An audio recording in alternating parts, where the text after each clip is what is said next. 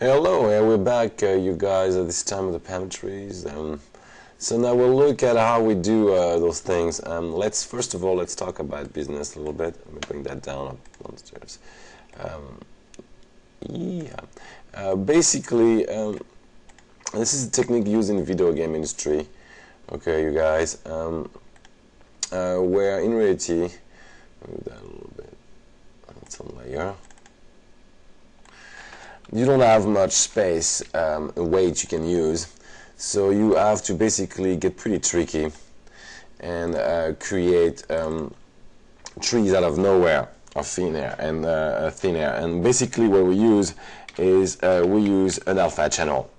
The alpha channel is the transparency channel, as you can see right here. Let me put it in high quality, and let me go to the shader. Give me just a second here.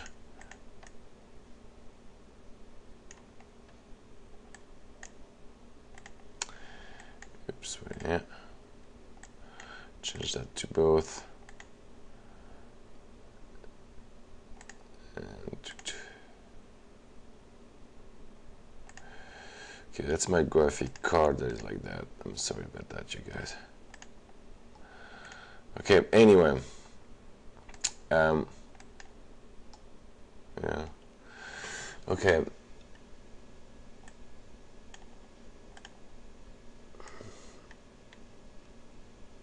What we're going to do is we are going to basically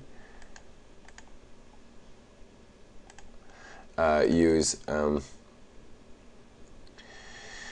transparency channel to create those leaves. Basically, the black part will be transparent of the map, and the actual white part is opaque. Okay, so if we look at one of the texture for it,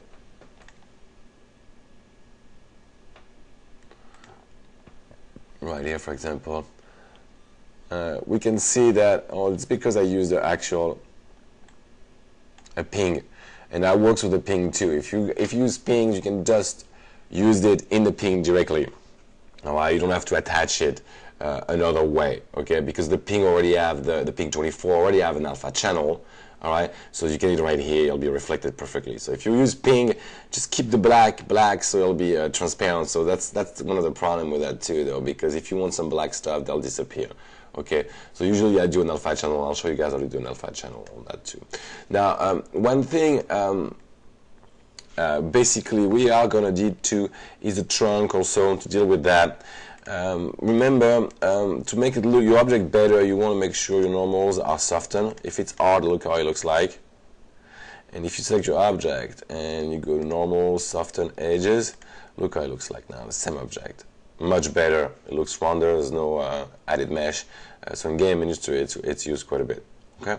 Now, if we put a texture to that right here, right now, let's assign new material. Lambert, and we're going to put him a shader shaker basically, and we're going to change a little bit its UVs. 10 by 10 should work pretty good, the repeat UVs, and we can see it doesn't look very good at all. Alright, and that's because Maya does not understand the way to interpret the mesh, so we can't apply the texture properly.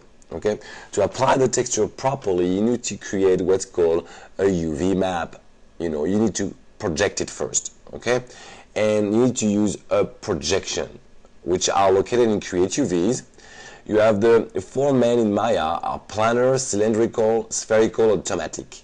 Automatic is mainly if you use another software, a third-party software to paint, like body paint, and so you can go really fast. If not, it's kind of a pain more than anything else. And then you have spherical for spheres like pumpkins or heads, you know, and you have cylindrical for like soda cans and stuff like that. And contrary to what we think, we have planar also for flat surfaces like boxes. And if I was asking you guys right now, well, what of those three, which one would you use to do the tree trunks? I'll bet you a lot of you guys would tell me the cylindrical mapping because it looked like a cylinder. But that would not be the best choice in reality, okay? Let's do that. Let's do a cylindrical, actually, and let's look how it looks like. Oh, let's select it, sorry. at object mode, and go to cylindrical, like that. And it doesn't look too bad. Alright, as you can see, it doesn't look too bad actually on that one, but there is a couple deformations, alright, at places. Let's look to find your map. You go to the UV texture editor right here, and you can look at it right there. Okay, that one is not too bad actually in cylindrical because I didn't tweak it too much, but you still have a bunch of little things that are not that great. That could be done another way, okay, than that, in a better way. So another way would be to use Planar also, and to do two projections, front and back. Like that, when you do front and back, you just attach them and you'll have something nice and tight. Let's try that out, okay? So let me undo my projection, and let me select that, and let me take the leaves out, and go right here in the side view. And the side view right there, I'm just going to take my faces level and select all those faces right there.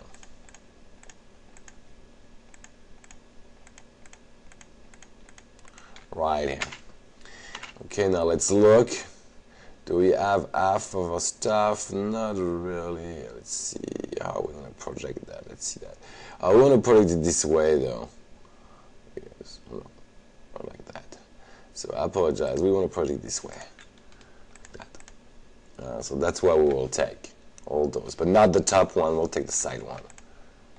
Well, actually, we can take those top ones right here also. Because now we're taking half and half. We cut it exactly half of the mesh. So it'll be nice and clean. So make sure we're only half of it. Yeah, that's perfect. Like that. And we need to check out what axis we're going to project it. It's, remember, it's planar projection from the front like that toward the object. So it's the Z axis for us. So we're going to create UVs, planar mapping. We go right here, and you actually create Z axis right there, and you apply it. Bing. Okay, as you can see, it gets better. All right, you see, it's a little bit better. A little bit of, headaches at the bottom, but we can probably fix that later on, and we will actually. And now, right now, in the UV texture editor right there, okay, we can see our tree trunks like that. Okay, let's just move it on the side for now, because I want to keep the size like that. Okay, I don't want to change anything, and we have to texture, remember, right in the middle right here. So now let's go back and do another selection of the other faces. All right, right there.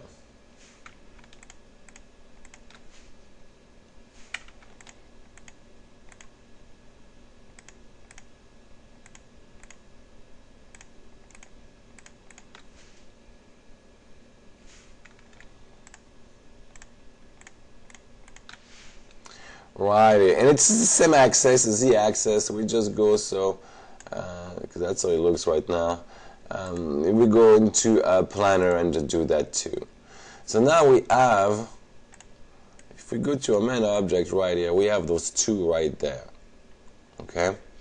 Now what we're gonna do is first scale them down a little bit. Okay, so it doesn't take the whole map to put it in. So we'll right click on those, select the UVs and select them all like that, and we go to scaling tool and we just scale them down. Okay, like that. That should work out pretty well. Now what we're going to do now is we need to figure out what's what. So we don't need to look in the viewport anymore. We need to look right there. We're going to reattach them basically. Okay, but what we're going to do, we're going to basically tweak it in a way. Right. Remember, we have also the top things right here. If you select that, and let me show you a new tool, select shell, and see you can select the whole shell, the pieces basically. So you have a bottom right here, all right, and you have a top right there also, right there, like that. Okay, and then you have your trunks right there, sideways. Okay. Now what we need to do is attach those two parts together. So we right click and we say edge. And we select one